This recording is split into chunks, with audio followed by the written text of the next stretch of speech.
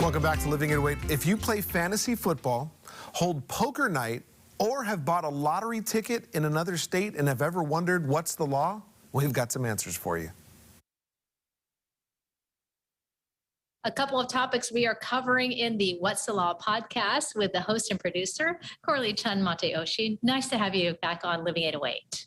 Thanks, Tanya. It's great to be here. Well, we love talking with you and getting the legal insights behind. One of the topics here, there's a big fascination with gambling in Hawaii, which is why Vegas is the ninth island. But can you cover what is allowed and what isn't? Sure. I find it so funny that people in Hawaii love to gamble, yet Hawaii has some of the strictest gambling laws in the nation. So what is gambling? It's giving something of value to win something when you don't know what the outcome is and you have no control over it, like rolling dice or betting on horse racing. Participating in gambling is a misdemeanor and can land you in jail for a year with a $2,000 fine. And promoting gambling is a felony for up to 5 years in jail and a fine of $10,000. Everybody thinks about, what about social gambling? Am I going to get trouble with poker night? And that actually is allowed as long as it's done in your private residence. So you can't do it at a hotel or bar or at a public park. And you can't get anything of value for hosting or supplying refreshments, and no minors can be involved. So what about fantasy football and March Madness office pools? That's okay, as long as the stakes are modest and they're run occasionally, usually during season, so you can't do it every day. And online gambling is illegal because someone is making a profit. I want to ask you about something we report about, these big jackpots that are in lottery tickets and, you know, the Powerball, different types of contests in different states. What about those?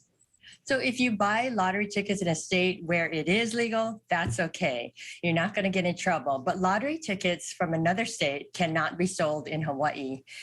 And what about sweepstakes, like the publisher's sweepstakes? That is legal as long as no purchase is necessary to win.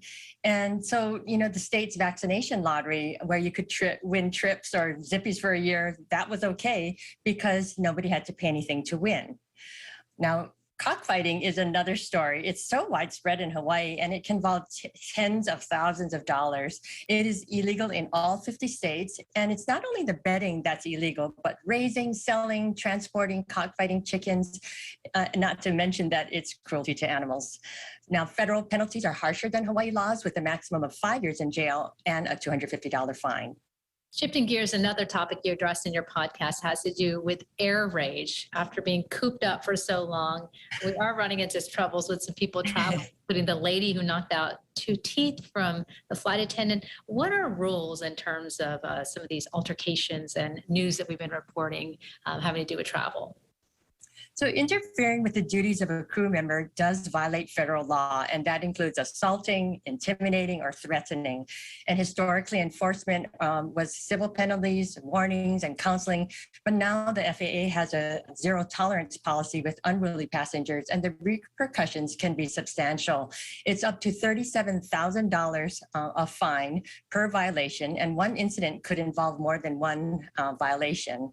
They can be prosecuted on criminal charges like assault. Some airlines are banning violators for life, and a lot of them are stopping serving alcohol on flights. TSA also just increased the fines for mask violations, so it's $500 to $1,000 for the first violation and up to $3,000 for repeat offenders.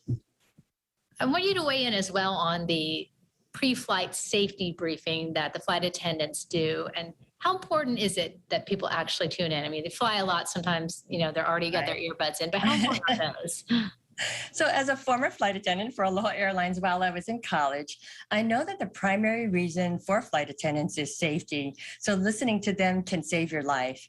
So everybody heard you're supposed to look front and back for the 2 nearest exits, emergency exits.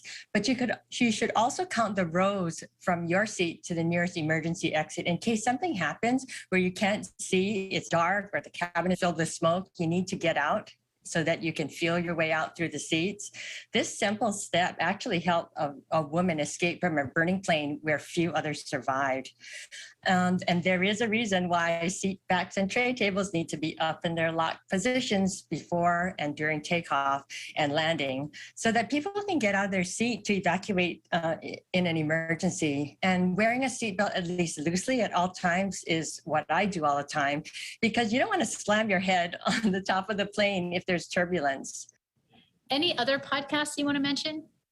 So we just posted another COVID update regarding the legality of vaccinations and testing options and what employers must do to keep their employees safe, and also whether customers or employees can sue the employer if it isn't safe. So there's a lot of potential liability there. And it is very timely because President Biden and the governor and the mayors have just all issued mandates. Corley, thank you so much for joining us and talking about your What's the Law podcast, which people can catch on our website, KHON2.com. Thank you, Tanya. See you later. Great topics. Exactly. And I know people got everyone's attention with the gambling. I guess I won't be going cockfighting anytime soon. But you know, yes, Hawaii people love the Ninth Island. They love to gamble at home. I fall victim to that too. Not cockfighting, but gambling at home.